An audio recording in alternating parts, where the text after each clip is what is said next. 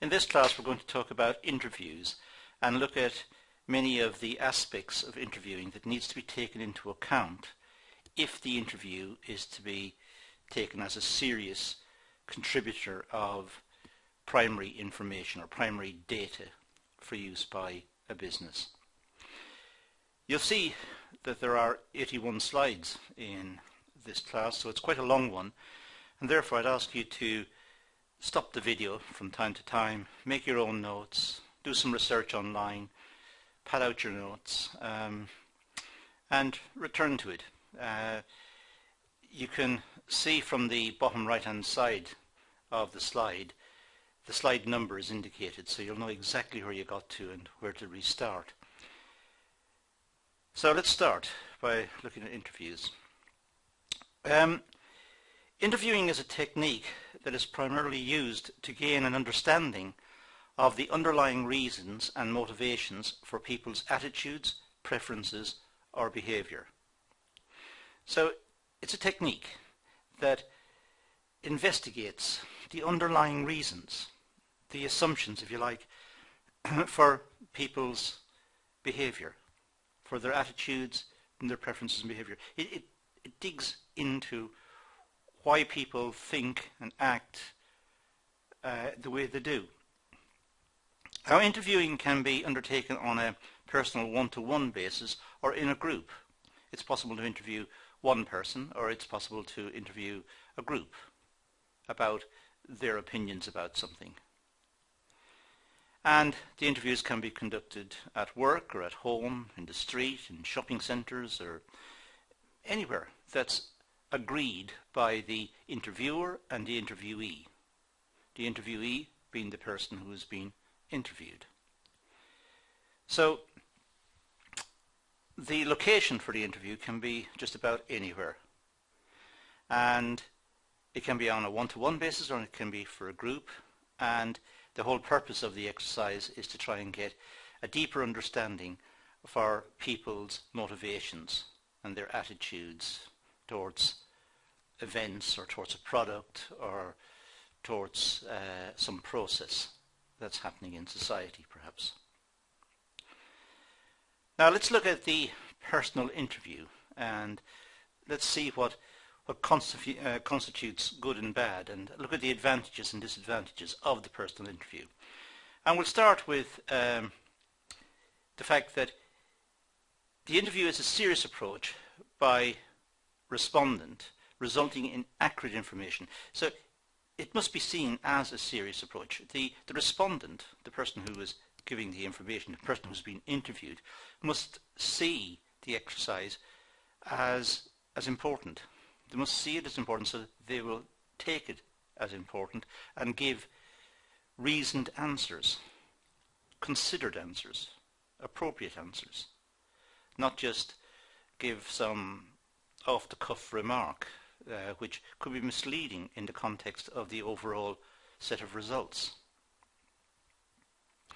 It's important to have a good response rate. It's important that the questions are all answered, because the questions are there to do a job. The interview was designed so that each question was important, or is important. So non-essential questions should not be asked. It's a waste of time. The questions that are asked should be relevant and important. And it's important to have a good response rate as a consequence. The interview, of course, is completed and it's immediate. When an interview takes place, the results are seen immediately. Once the questions are asked and the answers received, in a sense it's completed. The results are in.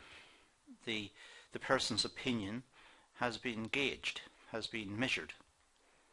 So it's unlike other pieces of research where the data is collected, is taken away and has to be processed and analysed, and with the interview a good feeling may be received immediately, a good feeling as to what the respondent meant or understands or what the respondent was trying to put across. So there was a question, there's an answer, and it happens immediately. It's also possible, of course, to ask in-depth questions. A question may be posed which is quite a sophisticated question, depending on the wording, and the wording will be sorted out before the interview takes place. The wording will be looked at, it will be refined so that it's unambiguous, it's clearly understood by the respondent. Then, if the respondent is still having problems in answering the question, additional questions may be inserted, which helps the respondent. These are probing questions, questions that are inserted which will help the respondent answer the main question. So it's possible to get quite sophisticated questions and get the respondent to deal with quite sophisticated issues in interview situations. So interviews are good for that. Now the interviewer is in charge of the situation. The interviewer is controlling it. The interview can give help. But obviously any help that the interviewer gives must be carefully thought out in advance. It's essential that the interviewer does not lead the respondent and influence the respondent's responses. If the interviewer leads the respondent, then the whole exercise is a waste of time because it's so biased. It doesn't mean anything. So the best way to help, if help is required, is to ensure that any supporting questions or any prompts that need to be given are clearly worked out before the interview takes place and are available on a sheet, perhaps for the questioner, for the interviewer to refer to. So the interviewer is not leading or influencing the respondent, the person being interviewed. If that happens, the whole exercise is a waste of time.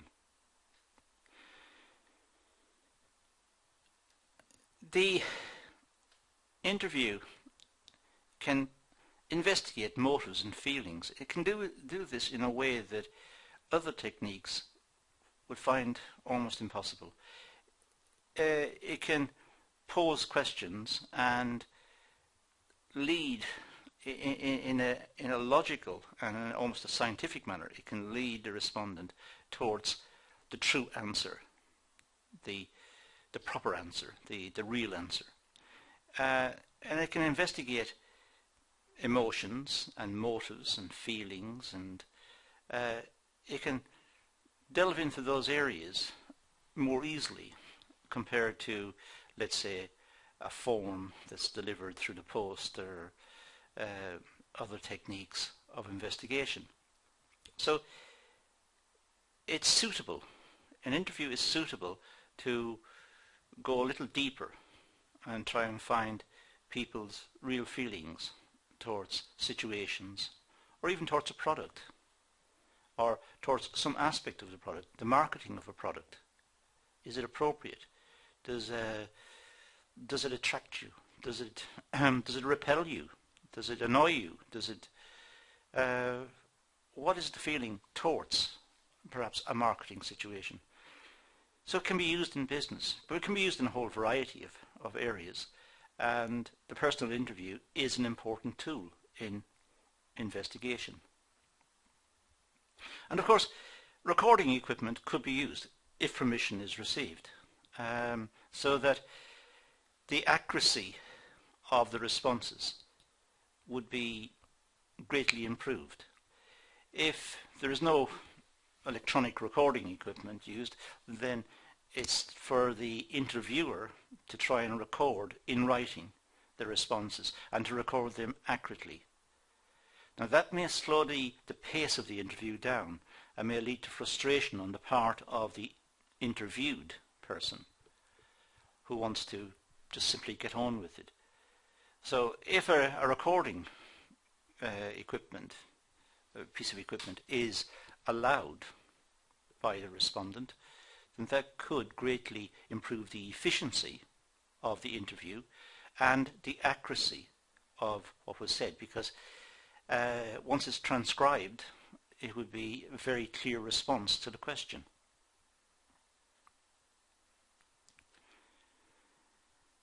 The characteristics of the respondent could be assessed. For example, the tone of voice or facial expression or hesitation and so on. This can't be picked up with a form which is filled out by the respondent. So let's say a questionnaire form which is delivered in the post. It doesn't pick up on the non-written part of the response. Sometimes people will say yes, but grimace or pull a face when they say it, and it means they have doubts. They're saying yes, but really I've got reservations. I'm not sure. Well, in that situation, the interviewer, if properly trained and if the situation is anticipated, may have follow-up questions which will probe into the doubts that were expressed facially by the respondent. So an interview could pick up on important bits of information, important aspects of the response that simply writing it down would not pick up. So the interviewer can use props. A prop could be a model of a situation, or let's say it's relating to a product. They could give different labels that perhaps will appear on the product and ask the respondent which label is most attractive. It's a prop. They could ask which of these looks the best, or which of these would be the better in a certain situation. So it's using perhaps something physical. It's using an image perhaps, or something physical, or a shape, or some tool to help the respondent imagine the product. It helps the respondent to understand what is going on, and it makes the whole exercise a little more real. Sorry, I've jumped a bit backwards actually. Can use recording equipment, use props. Sorry, we got source props. I apologise for that. Now, if one interviewer is used, there's a uniformity of approach. Obviously, if there are several interviewers, there may be different styles of interviewing, so you may be to get different answers, and that's not necessarily a good thing. So uniformity of approach is important. In other words, there is consistency. If one interviewer is used, that interviewer will present the information in roughly the same manner, will ask the questions presumably in roughly the same manner. There's consistency, and hence there would be more reliability in the results. And finally, on this section, it's possible to use pilot investigation as well to improve the final exercise when it happens. A pilot means it's tested. The interview could be tested. It could be tested on several interviewees, and based on that experience, the final approach to the interview could be fine-tuned. Any issues, any problems could be fixed or addressed. The pace of the interview could be adjusted. So a pilot exercise is a very useful exercise because it improves the overall approach of the final interview. But that is easily used in this case. Right, so in terms of personal interview, these are some of the advantages. And you can see that they are quite considerable. It is a powerful technique if it's done correctly. However, there are disadvantages, so let's look at those. The first one we need to identify is it's the need to set up the interviews. How are the interviews set up in the first place? Walking onto the street and just stopping someone could be a very biased exercise. The person who's stopped may have an axe to grind, may have had bad experience of a product or of a situation in the past, and may want to vent a lot of anger and abuse as a consequence. Just bad luck. Stopped the wrong person. So how are the interviews set up? How are the respondents selected? Now, that is a really big issue. And it's important that the respondents should be representative of the group that is being analysed. And that's not easy. We'll be talking about sample selection in other videos and the importance of sampling. And we will return to this one. For the moment, just bear in mind that simply walking onto the street and stopping someone does not constitute a good interview. That person stopped may be very biased, may have very fixed opinions about something or very strange opinions about something. So that's a major disadvantage. Secondly, the whole exercise is time consuming. Stopping someone and spending perhaps 20 minutes with that person, that's time consuming. And then trying to find the next person to interview. So if you like, the time productivity of this exercise is very low. Perhaps in a day the person may only interview 7 or 8 people. Depends. But it is time consuming. Whereas dishing out 100 questionnaires and asking for people to tick boxes, that seems like more efficient. But then again, you have to balance that against all of the advantages that we've just looked at earlier on in this class. But it is time consuming. That's the cost of the exercise. It's also, of course, limited geographically. Once it's decided to undertake interviews, the interviewer perhaps goes to a certain area and will interview people in that area. But that area maybe that area has been affected adversely by some event in the past. Or maybe the people that are interviewed all know each other or know about each other, and their attitudes and opinions are all, in a sense, linked. They're linked through some sort of common background, common experience. Perhaps a company closed down that influenced the whole community, or something happened in the area that influenced the whole community. So there may be limitations, geographic limitations, to the usefulness of it. On the other hand, sending an interviewer to one area and then sending the same interviewer to another area is extremely expensive and even more time consuming. So there is a problem there as well.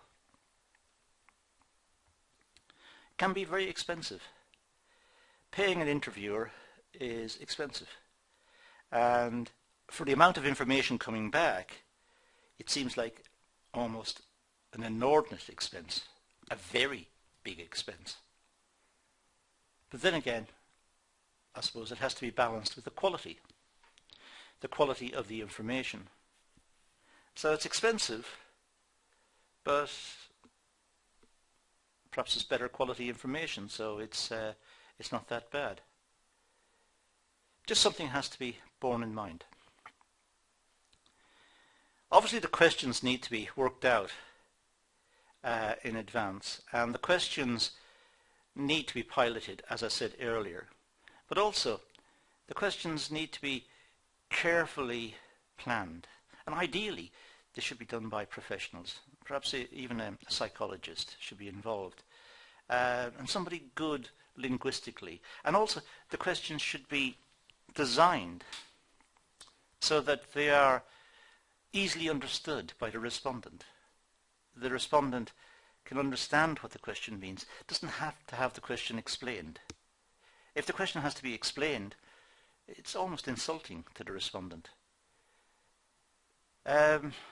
So the language should be straightforward and easily understood. And that should be worked out in advance of going onto the street or going to the place of work or wherever it is the interview is going to take place. So a good set of questions is necessary. And we have respondent bias to deal with as well.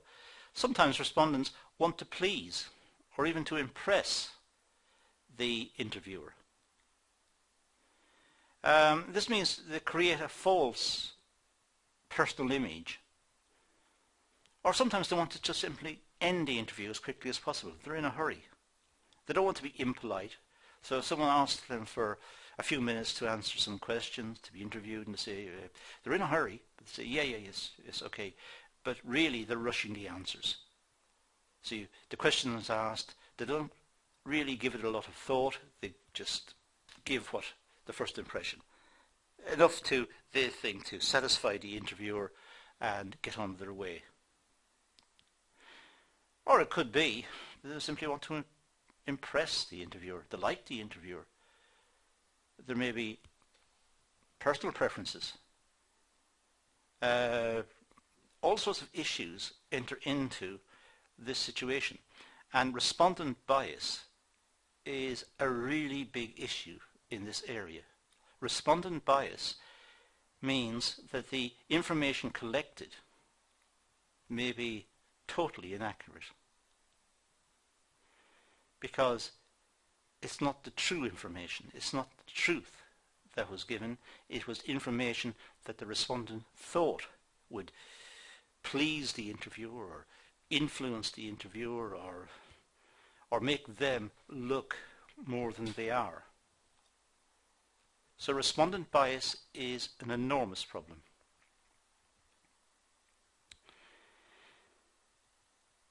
There's always a problem with personal questions, and this is where question design is so important at the start. Personal questions, if possible, should be totally avoided, unless the product particularly calls for it. But it is absolutely essential that personal questions are carefully worked out in advance and that the interviewer sticks rigidly to the plan, because it could be misinterpreted, it could lead to bigger issues down the line. So it's important that this one is handled very, very carefully. Ideally, it should not enter into consideration unless it absolutely has to, unless it is the central focus of the whole interview and the respondent knows in advance that perhaps personal questions will arise in the course of the interview, and if they're happy to continue. It could even be the case that disclaimers and agreements have to be asked of the respondent in advance and get them to sign for it. But it is an issue, and certainly an issue in some industries, obviously cosmetics being one that jumps to mind, but that is an important issue. When the interview has taken place, then the answers have to be transcribed and written out properly, and that may also create issues. The interviewer may insert what he or she thought the respondent meant. Not what actually the respondent said, but what he or she thought the respondent meant. And that introduces subjectivity, and it could distort the results completely.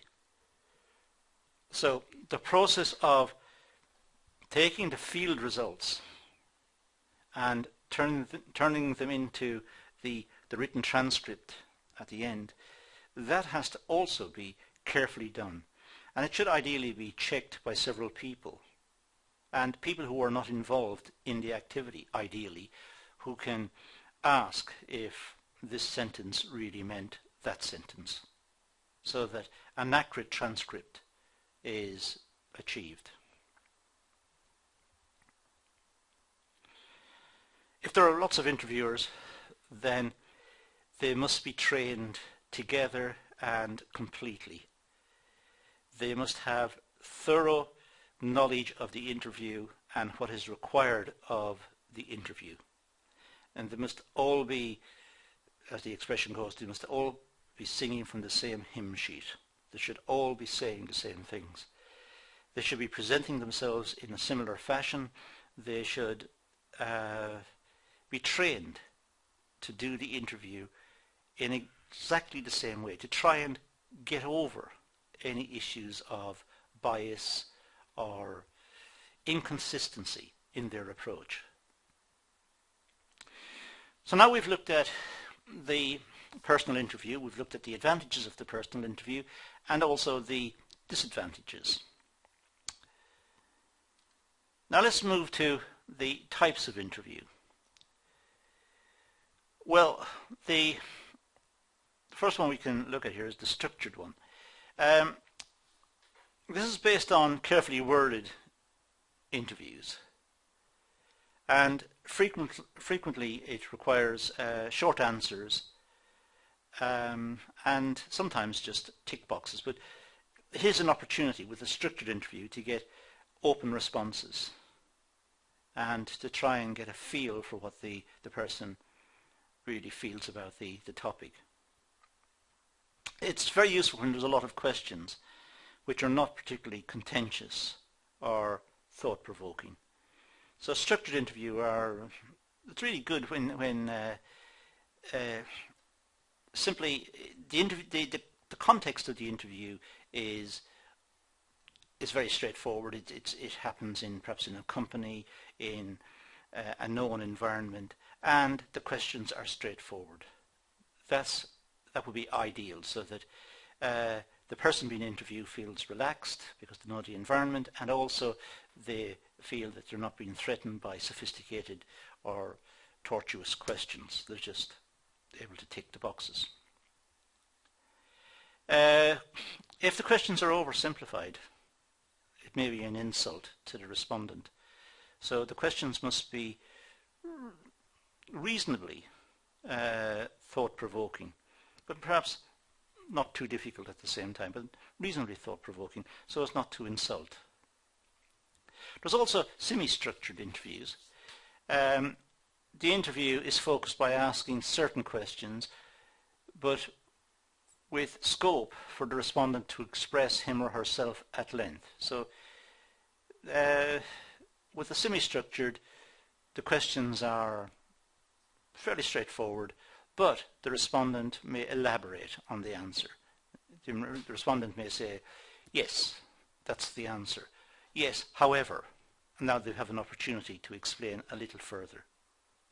And that may mean that the respondent remains interested in the task, in the interview itself, because it's not just giving a simple yes or no answer, yes, no, don't know. It's giving the answer and some explanation as to why that answer is appropriate. Now let's go to unstructured interviews, and there are several points here, so let's deal with this one. The unstructured, this is also known as the in-depth interview. In-depth means the interviewer is probing deeply into a certain issue. So the respondent has been asked for his or her opinion about something, and now the interviewer is going deeper as to why they gave that particular answer. So it normally starts with a general question. Do you believe that something is whatever? And they say, yes, I do believe. Now, it's now possible to ask further questions as to why they believe that. So to start with a very general question, do you believe that this is whatever, or do you think that something government policy is appropriate in this area, and they say, no, I think it's not appropriate. Now you may ask, why not? And there may be several questions following up on that. So it's unstructured in the sense that the interviewer doesn't really know the direction that they're going in, and the interviewer must have considerable skill to be able to maintain the theme through the interview. So to start with a general question, and then they go to the reasons why and ask appropriate questions. And even the answers for the follow-up questions may generate further questions. Of course, the training for the interviewer will mean that there is a theme throughout. The interviewer must maintain the theme and not sort of roll off on a complete tangent and start talking about something completely unrelated. The interview then encourages the respondent to talk freely. So, having asked a question, the interviewer encourages the respondent to talk freely. The interviewer uses an unstructured format, the subsequent direction of the interview being determined by the respondent's initial reply. So, first of all, there is the big general question: do you believe that government policy towards industry is correct? Let's assume that's the question. Do you believe that government policy towards industry is correct? And the respondent says yes. Let's assume. Now, you can say, oh really, why do you feel that it is correct? So it's a big general question following on, and the interviewer now can sit back and give various examples and views, and in so doing they are presenting their feelings about government policy. They are not being constrained by a rigid interview. They are just giving their feelings, and these, when they're transcribed, will become issues that were identified in the process of the interview. The interviewer then probes for elaboration. Having got first of all, the general question out of the way, and now asked the interviewer to elaborate, to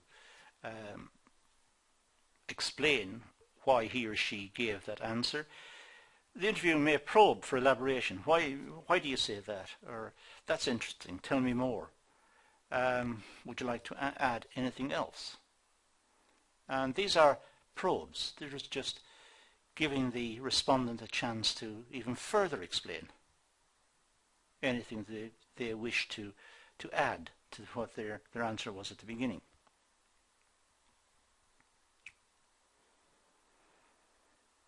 The following section is a step-by-step guide to introducing an interview. You should remember that all the sections are different, and therefore you may need refinement to the approach. So, in the following sections of the interview, the interviewer has got some guidelines, some just reminders to keep on the track, keep the interviewer on the theme. And all the questions are asked for a purpose. So in a sense, all the questions are different. And therefore, and all the respondents are different as well, and therefore they may need refinements to the approach. So the interviewer may need to adjust the questions slightly for different respondents. It's essentially the same question, but they may need to take the context into account, or they may need to take experience or the history of the company or the history of the area into account, and be a bit more sensitive in asking those questions. So the sections that appear in the interview, they must obviously be related because there is a theme to the interview, but there is flexibility, slight flexibility in the approach, in the way in which it is delivered, and it's unstructured, so therefore the respondent, as the slide suggests here, there's some that may go in slightly different directions, and hence the interview may need refinement from person to person. It may need tweaking from person to person. But remembering that there is an objective. The objective is to inquire into some particular event or product or process. Now, planning an interview. Well, list the areas in which you require the information. So when planning the interview, it's important first of all to list out the areas, what information is required. That's essential. It must have direction, and this must be written and clearly understood, that this is the purpose of the interview. So list the areas in which you require the information. And then decide on the type of interview that will best give that information. Structured, semi-structured, unstructured. And transform areas into actual questions. Look at the areas that you want to investigate, and then compose questions that will get information about those areas. If it's attitudes towards a product, what aspects of the product do you want to investigate? Is it the design on the can? Is it the label? Is it the logo? What is it exactly? And then try to work out actual questions which will give the insights that you want, which will address the areas that you want to investigate, the logo or the label on the can. So what questions will best do that? And then try them out in the workplace. Try them out on friends or relatives or anyone who will help out. Just initially. It's not the pilot. This is just at the start to do a first troll of the questions to see if the questions make sense or people understand them. If the person you're asking is trying to be helpful, that's not good. If they're trying to be awkward, that's not good. They have to be honest. So try and get someone at the very early stage who is perfectly honest. Ask the question and just simply look at the person. If the person grimaces or pulls a face but nonetheless goes on to give an answer, you know that the question has caused a problem. Their facial expression told you there was a problem. So change the question. And don't assume that the respondents know technical words or don't try to impress them with management speak. It must be straightforward language. Straightforward and understandable. It's also a good idea to make an appointment with respondents before the actual interview. Now, even for the pilot, it's a good idea to simply book a time, if it is possible. Book a time and tell them how long the interview will take and why the interview is important and why their opinions will be valued so much. So if there's an appointment, then there's certainty in the situation. Sometimes respondents may be reluctant to cooperate because they feel that this is going to go on forever. This interview is a long one, I haven't got time, I'm a busy person, I can't deal with this. So if they know in advance, then they can budget their time, and they can also agree or disagree to the interview right at the start, and it saves time and it's a little more efficient. And fix a place and a time when there will be no disturbance, that the respondent can focus in on the questions. There are no distractions. So perhaps conducting an interview in an open office is not a good idea. There's too many things happening, too many people walking in and out or talking in the background, or there are distractions. So it's not necessarily a good idea.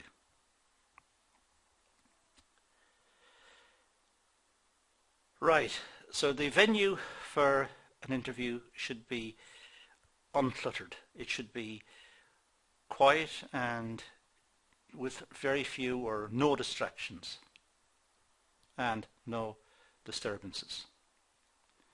Now let's look at conducting the interview. Well, personally, arrive on time and be smart. Smile and imply good manners. Find a balance between friendliness and objectivity. So arrive on time, be smart, smile, imply good manners, and try to be friendly, but at the same time professional, objective. So be smart means dress appropriately for the situation. It may not sound a very modern thing to say, but situations may require a suit. It may require a necktie, or it may require a business suit from a lady. Smile. Don't overdo it. Don't over-smile. Just be pleasant. Have good manners. Say thank you and brush up on your manners, and only sit when invited to do so. Find a balance between friendliness and objectivity. At the start, introduce yourself, reconfirm the purpose, and assure confidentiality. And if the person wants to know what will happen to the responses, give details and give reassurance. Give reassurance that there will be no adverse comebacks, that they're simply looking for honesty in the responses. So it's setting out the groundwork. It's giving the respondents confidence in the whole process so that the respondents will attempt to give you accurate information, accurate, reliable, and open information. For the questions, speak slowly in a soft yet audible tone of voice. And control your body language. Know the questions and topic and ask all the questions. So here we're saying speak slowly. Make sure you're understood clearly by the respondent. Don't get the respondent to say, sorry, pardon, say it again. Sorry, I missed that point. Can you explain? So avoid those situations. Speak slowly in a soft and yet understandable and audible manner. And control your body language. Don't have your hands flying all over the place, pointing and making gestures. So sit quietly, and you shouldn't have to use your hands to explain. Don't wave around or pull faces or grimace or smile at the wrong time. Just control your body language. Know the questions completely and know the topic completely. And make sure that you ask all the questions, because all the questions were written for a purpose. The information from each question was deemed important at the very start. So make sure all the questions are asked. Now the responses. Well, record as you go on. Questionnaires should be written verbatim as the respondent replies. Use the words the respondent uses if possible. Try to capture the exact words. Now, this is slow and time consuming, and they will be summarized later perhaps in the transcript, perhaps summarized by yourself as the interviewer in the transcript. But record as the interview goes on. So write down the responses as it happens. Try to get the essence of the answer. That's important. What's the core of the answer? Make sure that it is absolutely recorded. And try and get word for word, verbatim. Get word for word if possible. because those words are perhaps more important than your interpreted words or your feeling of what was being said. Now if it's taped, agree beforehand. Don't attempt to tape someone secretively. That's not just wrong, that's immoral, that's wrong, really bad. So get agreement beforehand and make sure it is open. Have alternative methods if not acceptable. So if the person doesn't want to be taped or recorded digitally, use some other device that is agreed. It could be down to pen and paper again, but which is slow and time consuming and so on, but that may be the only situation that's available. And consider the effect on the respondent's answers of using technology. Have proper equipment in good working order. Make sure that you don't have to keep going back and say, sorry, can you repeat that? The machine has just stopped. I need to restart. I need to reboot, or I need to start the interview again because it wasn't working. And you can't do that. That's not allowed. Make sure that the equipment is in good working order.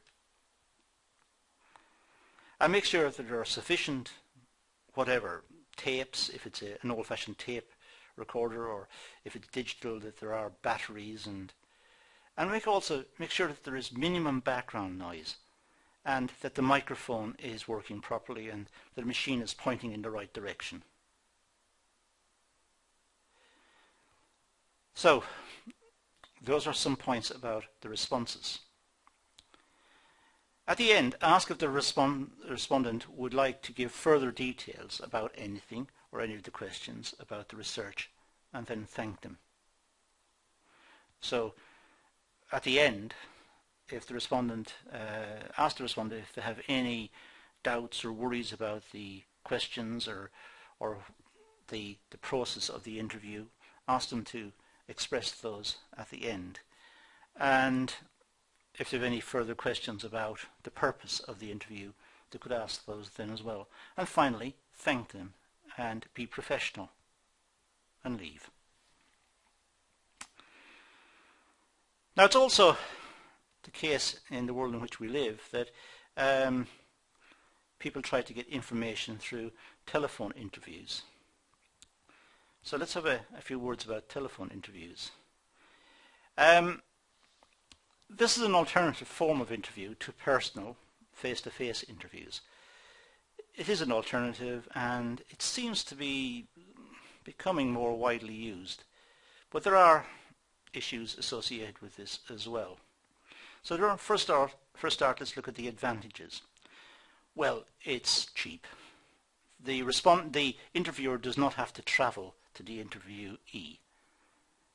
There's no travelling. There's a telephone charge, of course, but it's much cheaper than actually physically travelling to ask somebody some questions.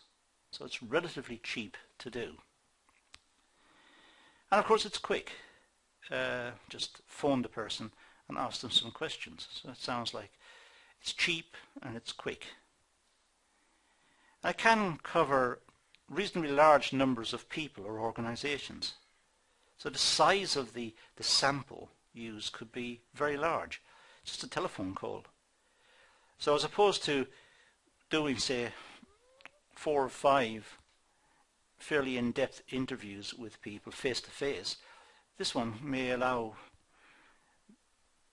50 or many times the face-to-face number in a given day. So large numbers could be interviewed in this way. And also, they're not limited to a particular geographic area. With the personal face-to-face one, the interviewer went to a particular area, and all of the responses will be coloured by the events that dominate the news in that area, or the history of the area. Well, with the telephone, they can be anywhere.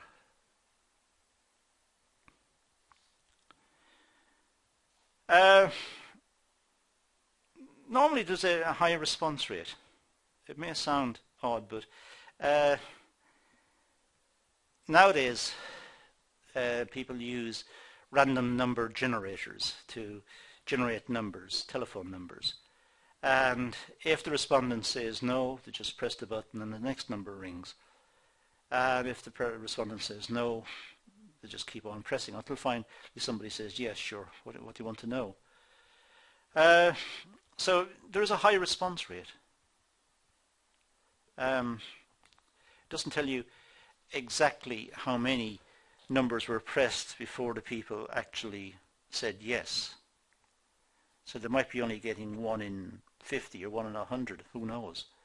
But the fact is that they might have a large number of respondents.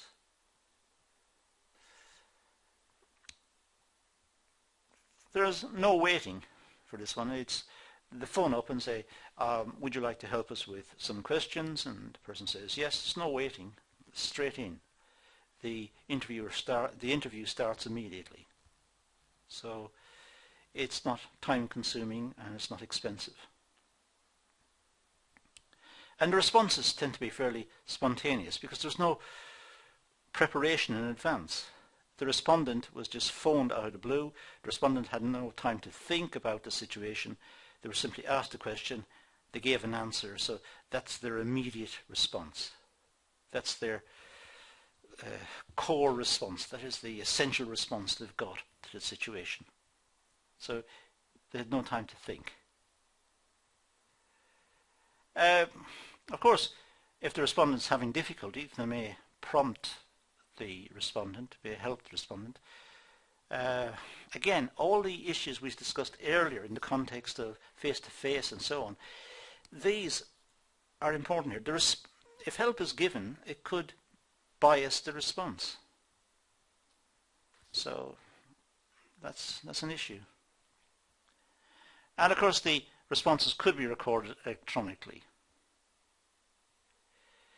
So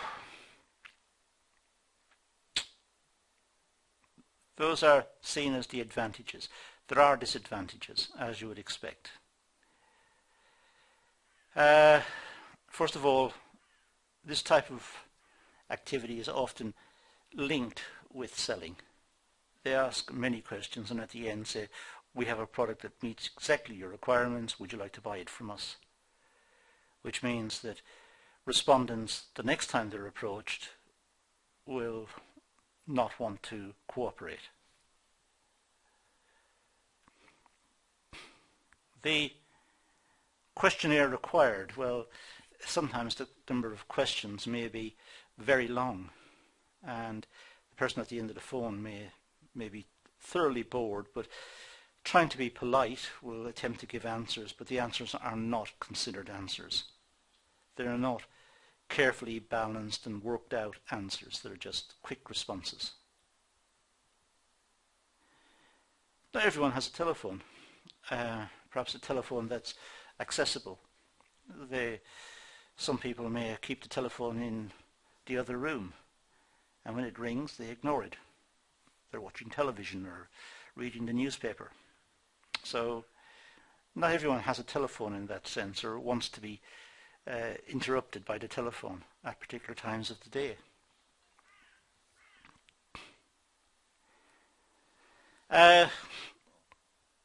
Repeat calls. Sometimes if people cooperate, their numbers may be saved so that they get repeat calls, because then the companies know that these people will cooperate. So having agreed to cooperate once, they are called back on many subsequent occasions, which can be very annoying.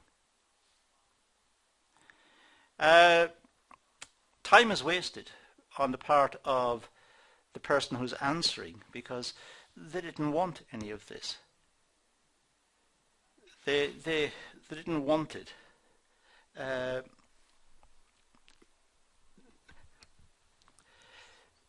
So they didn't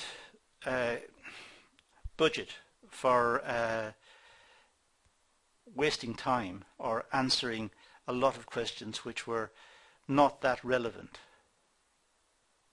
to them. Straightforward questions are required. So they should ask very straightforward questions on the telephone, because there's no way of prompting or showing the person models or illustrations. It's on a telephone.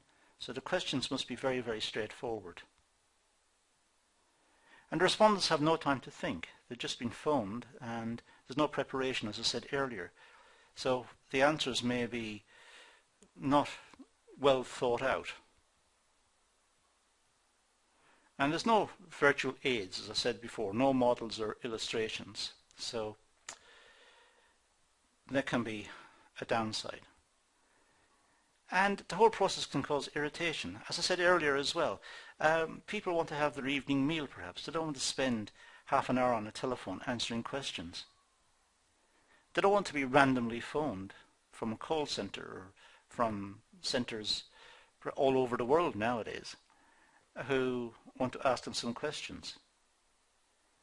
So they don't want to be insulting and abusive at the same time, but it is an intrusion into their lives, and they don't want to have to take the time to deal with this. They don't want to be phoned randomly. They didn't ask for it. They don't want to give their time to the company, because other companies might expect the same, and these people have lives to lead.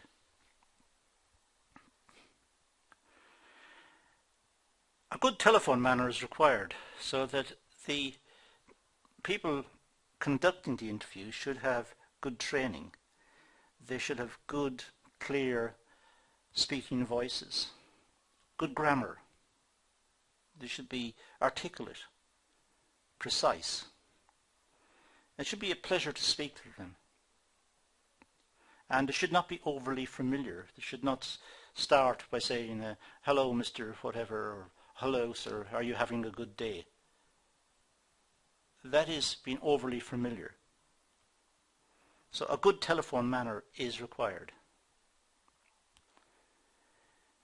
And there should be some authority in the questions. The questions should seem important to the respondent, and they should be delivered in a clear fashion, in a clear, authoritative fashion, so that the respondent takes it seriously and tries to do his or her best to give accurate responses. So the questions should be not concocted at the moment, or they should be clear, absolutely precise questions, and the respondent should feel that they're helping in a constructive manner to supply information regarding this topic. Now, let's have a look at getting started. Repeat calls may be necessary, especially if you are trying to contact people in organizations where you may have to go through secretaries.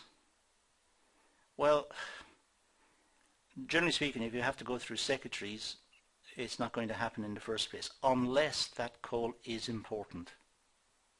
Unless the product is important, unless the respondent knows something of the product or something of the company on which they are going to answer. You may not know the individual's name or title, so it is the possibility of interviewing the wrong person. If you don't know the name or the title of the person, it may be that the wrong person has been interviewed. It depends on the purpose of the interview. If a specific person was required, or a person with certain experiences was required to answer those questions, then there may be an issue in trying to establish the identity of the person that's been interviewed. It's possible, of course, to send an advance letter informing the respondent that you will be telephoning and explaining the purposes of the research. It doesn't happen a lot because of the expense and also the information required, because then the telephone number and the address of the person would have to be known, and that generally is not the case.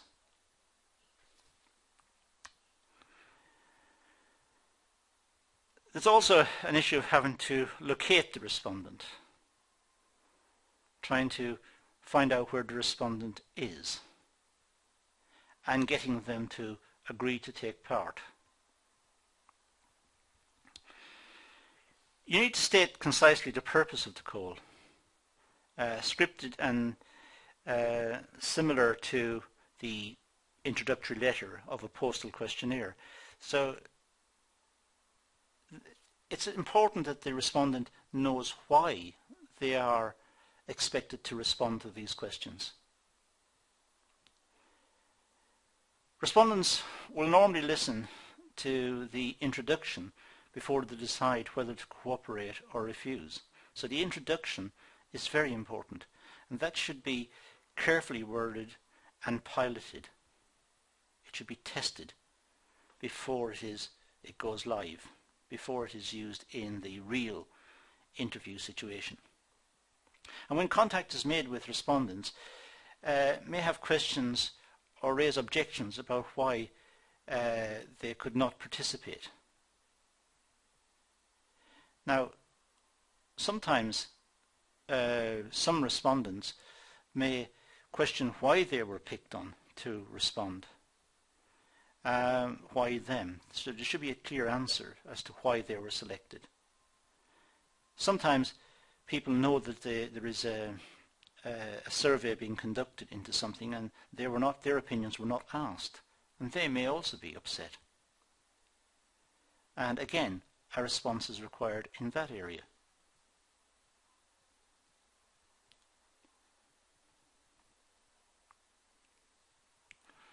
Now let's move to the topic of ensuring quality with questionnaires. First and foremost, we need to look at the quality of the questionnaire and try to follow the accepted principles of questionnaire design. I say accepted principles because there's a vast literature on questionnaire design in research methodology, and dating back to statistics books.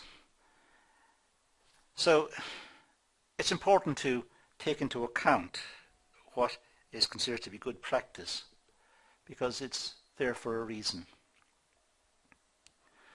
However, it must be easy to move through, as you cannot have long silences on the telephone. So the quality of the questionnaire must be adhered to, but in a telephone situation, it must roll along fairly fast. There can't be long silences on the phone, or otherwise the respondents will get fed up and hang up. So there is an onus on the interviewer to try to follow the principles of face-to-face interviewing. Because it's on the telephone doesn't make it completely different to face-to-face. It's just each approach has got differences, but there are some which are common between both of them. For example, it must be a very smooth experience, a smooth, continuous experience for the respondent. The questions must be linked, they must follow on, and the respondent's in a certain train of mind, a certain way of thinking, that the previous question has put that respondent into that way of thinking, so the next question should somehow be linked. The question should not jump all over the place, and that will cause a sort of dissonance in the respondent. So it's important that the respondent sees the questions as linked and following on. It should be smooth. The interview schedule. Each interview schedule should have a cover page with number, address, and so on. Well, in the case of, say, a telephone interview, the onus here is on the questioner, the interviewer, to have done all the background documentation for the interview to take place. So all of that should be filled out as efficiently as possible. Sometimes in a telephone situation, the person being interviewed may be reluctant to give a lot of details.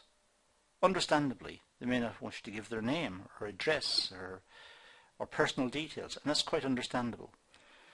So the background documentation, which is similar to that is used in face-to-face situations, that should be with the interviewer at the end of the telephone and filled out as much as the interviewee will allow. The cover sheet should make provisions to record which call it is, the date and time, the interviewer, the outcome of the call, and space to note down specific times at which the callback has been arranged, if a callback has been arranged.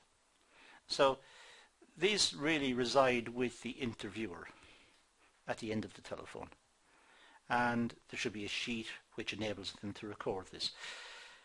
Perhaps it's not a sheet, perhaps it's a computer monitor onto which they type the information.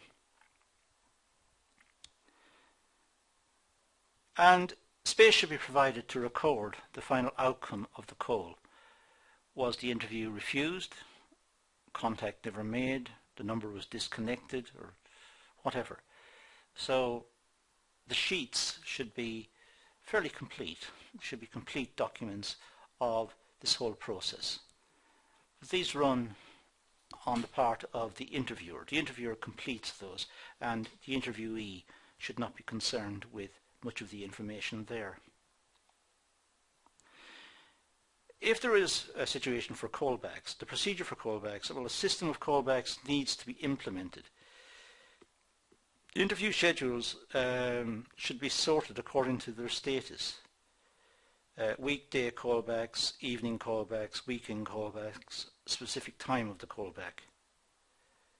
So if callbacks are accepted by the interviewee, then they should be scheduled and adhered to. That's if the interviewee agrees. If the interviewee does not agree and subsequently there is a callback, that may anger the interviewee because he or she will now consider their lives being invaded by the company who's trying to get information.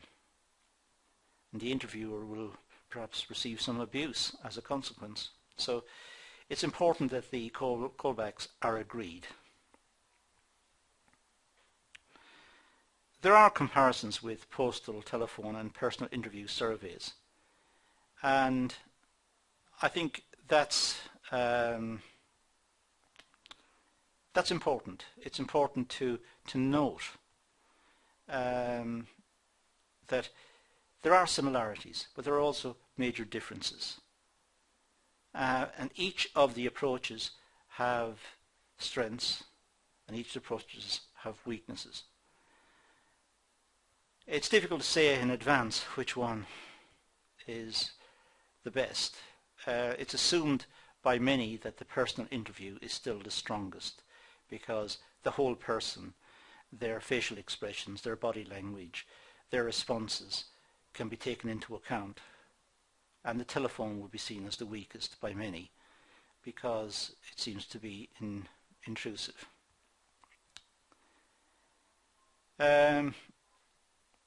And that's about it. That's all we need to consider, I think, for this set of notes on different approaches to interviewing. Many of the points that made in this are important. It's a long class. I'd ask you to go back over it, stop the video many times and make notes and do some research online. There's a lot of information online about each of these topics that will help you to fill out your own notes, and make sure you make good written notes on each of these topics. In the meantime, that's all I want to say for the moment, so thank you for watching.